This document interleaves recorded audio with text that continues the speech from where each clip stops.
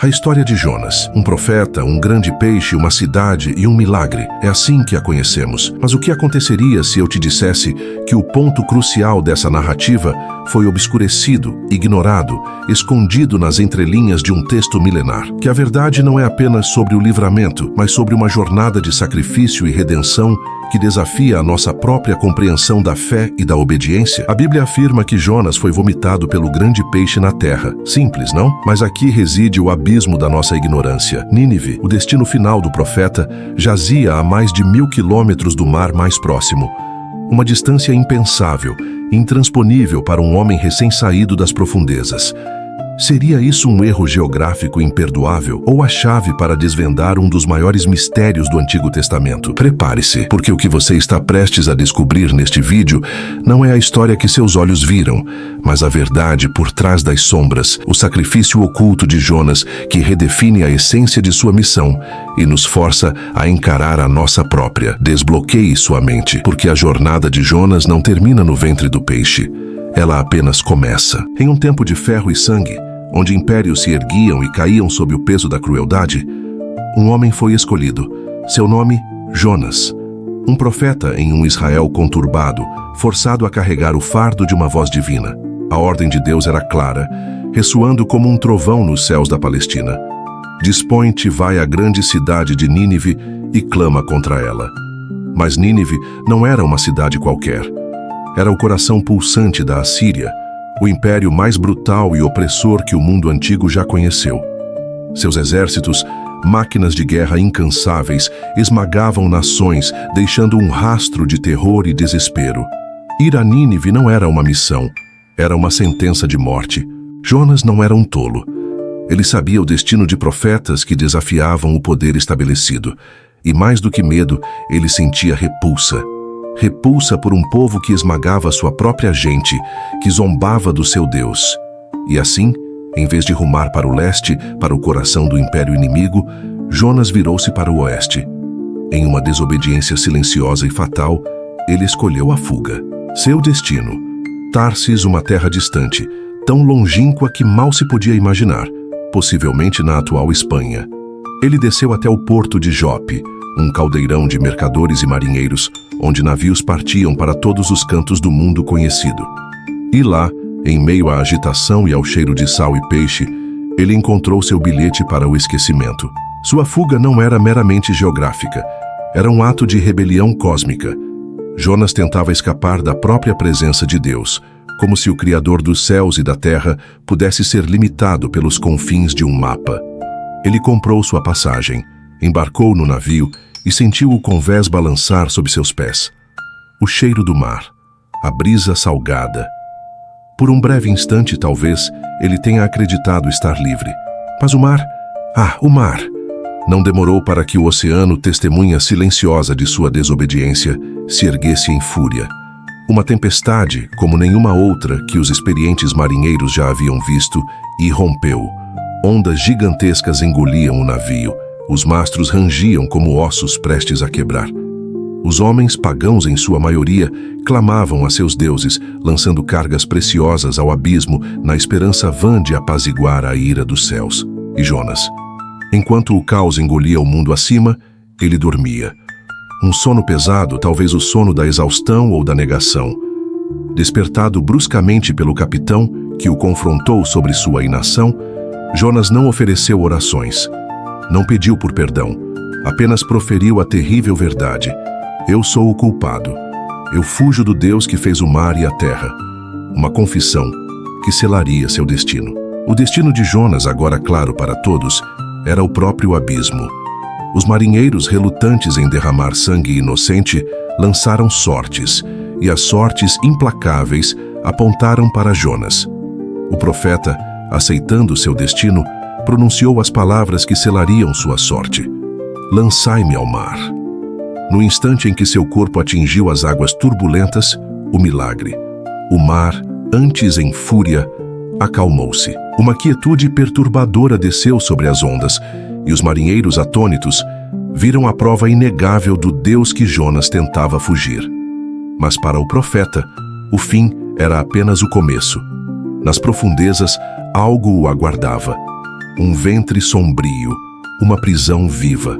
O grande peixe, 3 dias e 3 noites. No ventre escuro da criatura marinha, Jonas foi confrontado não apenas com a escuridão física, mas com a escuridão de sua própria alma. Ali, envolto em algas e na acidez da morte iminente, o profeta, antes rebelde, encontrou a voz para clamar. Sua oração não foi um lamento vazio, mas um grito profundo de arrependimento, um reconhecimento de sua total dependência do Criador. Palavras de desespero e esperança se misturavam nas profundezas, um coração sendo quebrado e reconstruído nas entranhas de um monstro. Foi ali, naquele purgatório subaquático, que a misericórdia incompreensível de Deus se manifestou novamente. O Senhor ordenou ao grande peixe, e a criatura, obediente, começou sua ascensão das profundezas. Um movimento lento, agonizante, que culminaria no renascimento de um profeta. A Bíblia é clara: e vomitou Jonas o peixe na terra seca. Mas a grande questão que muitos ignoram ressurge com força avassaladora. Onde exatamente ele foi vomitado? A maioria das pessoas pressupõe que Jonas foi magicamente transportado para Nínive. Mas essa é uma leitura apressada, uma lacuna na compreensão que distorce todo o propósito da história. Pense bem.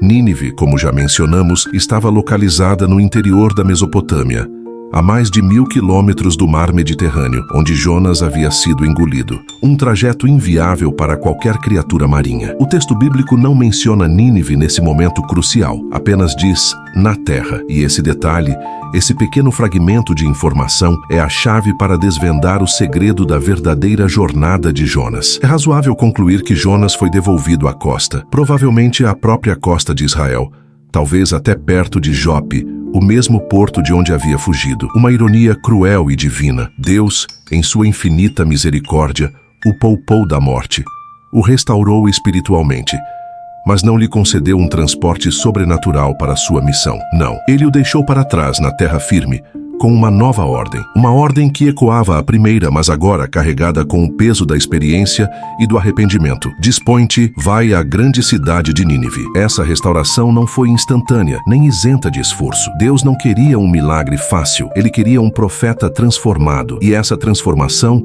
exigiria mais do que uma oração no ventre de um peixe. Exigiria uma jornada árdua, quilômetro a quilômetro, sob o sol causticante, enfrentando os perigos de uma terra desconhecida. Jonas teria que caminhar centenas de quilômetros a pé, do ponto zero, de volta ao lugar que tanto detestava. Isso muda tudo. A história de Jonas não é apenas sobre o grande peixe, é sobre a caminhada esquecida, a penitência silenciosa que forjou o homem que ousaria confrontar um império. A areia se estendia sob seus pés como um mar implacável. O sol queimava sua pele sem trégua, e o horizonte parecia sempre recuar. Essa era a penitência de Jonas. Não haveria transporte celestial, nem atalhos. A cada passo, ele carregava o peso de sua desobediência e a urgência de uma nova missão. Do litoral de Israel, ele teria que atravessar centenas de quilômetros de deserto, planícies áridas e terras hostis para chegar ao coração da Assíria. Uma jornada que não era apenas física, mas uma purificação da alma,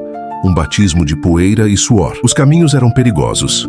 Rotas de caravanas, como a antiga Via Maris, que ligava o Mediterrâneo à Mesopotâmia, eram usadas por mercadores e soldados. Mas Jonas não era nenhum deles. Ele era um homem solitário, vulnerável aos salteadores e às feras que espreitavam nas sombras da noite. Cada sombra em movimento, cada sussurro do vento, poderia significar perigo. A fome e a sede eram companheiras constantes, lapidando sua carne e seu espírito. Ao longo dessa jornada solitária, Jonas teve tempo para refletir. Talvez ele lembrasse as palavras de sua oração nas profundezas do peixe, as promessas que fez. Talvez sentisse o medo do que o aguardava em Nínive, a cidade cruel que ele detestava. Mas acima de tudo, ele estava agora disposto a obedecer. Essa era a marca da verdadeira transformação. Não apenas o arrependimento, mas a prática determinada da obediência, mesmo diante do desconhecido e do aterrorizante. A cada dia, as paisagens mudavam lentamente. Desertos se tornavam planícies, e as planícies, colinas suaves. Ele cruzou riachos secos e campos poeirentos, sempre em direção ao leste. Sua meta final, o poderoso Rio Tigre, a fronteira aquática que guardava os portões de Nínive, nas proximidades da atual Mossul, no Iraque. Nínive, uma das cidades mais antigas e imponentes do mundo. Suas muralhas, lendárias por sua espessura, cercavam uma metrópole tão vasta que levaria 3 dias para ser atravessada a pé. Uma fortaleza de palácios suntuosos, templos dedicados a deuses pagãos e o epicentro da violência assíria. A cada passo, Jonas se aproximava de um povo que ele desprezava, mas que Deus, em sua soberania, desejava alcançar. As ruas de Nínive eram um espetáculo de poder e decadência. A vasta cidade, que levaria 3 dias para ser atravessada, era um labirinto de palácios suntuosos, templos pagãos e bairros onde a idolatria e a violência floresciam. O ar era pesado com o cheiro de incenso, o clamor do mercado e talvez o rastro do medo. Para o profeta Jonas, que acabara de emergir do ventre da morte e de uma caminhada exaustiva, Nínive era o ápice de seu desprezo e o epicentro de sua missão. Ele estava lá, um homem solitário com a poeira do deserto ainda em suas roupas, carregando a voz de um Deus que ele mal compreendia. A mensagem de Jonas não foi elaborada, nem cheia de nuances. Não houve tentativas de contextualização cultural ou discursos teológicos complexos. Sua voz, cansada mas firme, cortou o ar da cidade como uma lâmina fria. Ainda 40 dias, e Nínive será subvertida.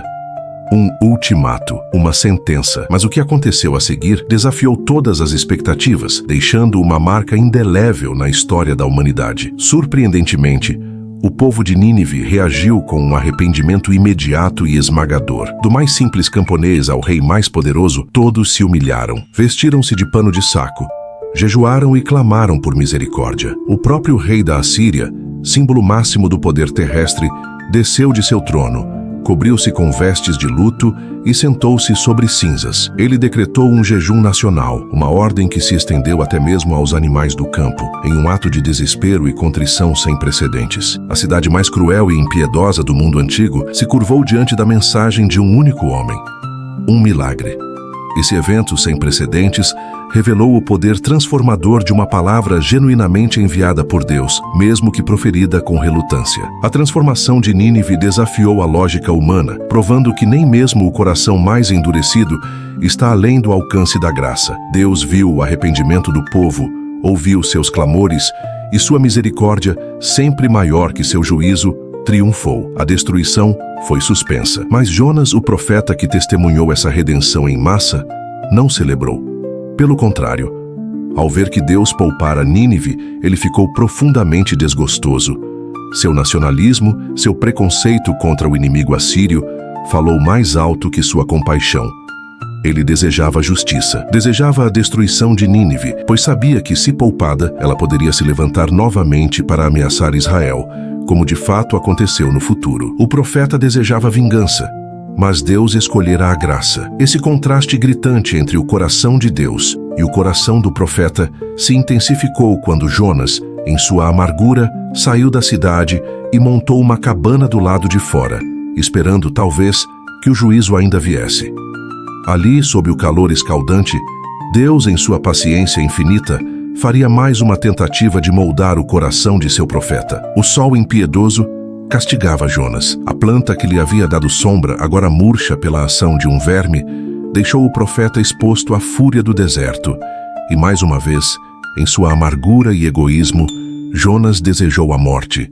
Sua vida parecia um ciclo vicioso de queixas e descontentamento, mesmo após a misericórdia de Deus em salvá-lo e o milagre da conversão de Nínive. Era nesse paradoxo, entre a grandiosidade divina e a pequenez humana, que Deus, em sua infinita pedagogia, faria a pergunta final, uma pergunta que ecoaria através dos séculos, desafiando a cada um de nós. Tiveste compaixão da planta? A voz divina parece sussurrar: que tu não cultivaste nem fizeste crescer, que numa noite nasceu e numa noite pereceu. E não hei de eu ter compaixão da grande cidade de Nínive, em que há mais de 120 mil pessoas que não sabem discernir entre a sua mão direita e a sua mão esquerda, e também muitos animais. Essa pergunta é o ponto culminante do livro. E o mais chocante é que ela permanece sem resposta. O livro de Jonas termina em um silêncio ensurdecedor. Um silêncio intencional que não é o fim da história, mas um convite. Um convite para o leitor, para cada um de nós, a refletir sobre o que realmente pesa em nossos corações. O que valorizamos mais? Nossa zona de conforto, nossas opiniões arraigadas, nossos preconceitos ou as almas que Deus anseia alcançar? Se você gostou dessa história, não deixe de curtir e se inscrever no canal para não perder nenhum conteúdo novo. Juntos, vamos explorar mais lições poderosas da Bíblia. Fiquem com Deus.